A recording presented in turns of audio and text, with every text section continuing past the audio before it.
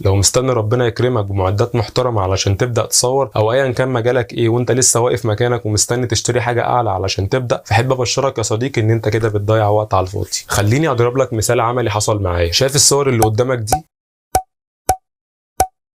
الصور دي ولا هي متصوره بكاميرا ولا هي متصوره بتليفون. في سنه 2019 لما دخلت كورونا والناس كلها قعدت في البيت، محدش بينزل ولا حد بيروح ولا حد بيجي، وانا جعان تصوير ومش عارف انزل اصور، فاتفقت مع موديل اني اكلمها فيديو كول وتبدا تعمل بوزيشن مختلفه، وانا ابدا اخد سكرين شوت للبوزيشن دي، وفي الاخر طلعت بالنتائج دي. ده معناه ان طلعت بالنتائج دي من غير معدات اصلا، يعني ولا كاميرا بروفيشنال ولا لينس محترم ولا اي حاجه. فاللي عايز اوصله لك انك تبدا باللي معاك دلوقتي، وما تستناش لما يجي لك معدات محترمه علشان تبدا. علشان مثلا لو عايز تشتري كاميرا جديده وربنا كرمك وجبتها، صدقني فتره وهتبقى محتاج تغيرها علشان في كاميرا اعلى نزلت وفيها مميزات اكتر، وده طبيعي على فكره. ابدا باللي معاك وربنا يكرمنا بعد كده.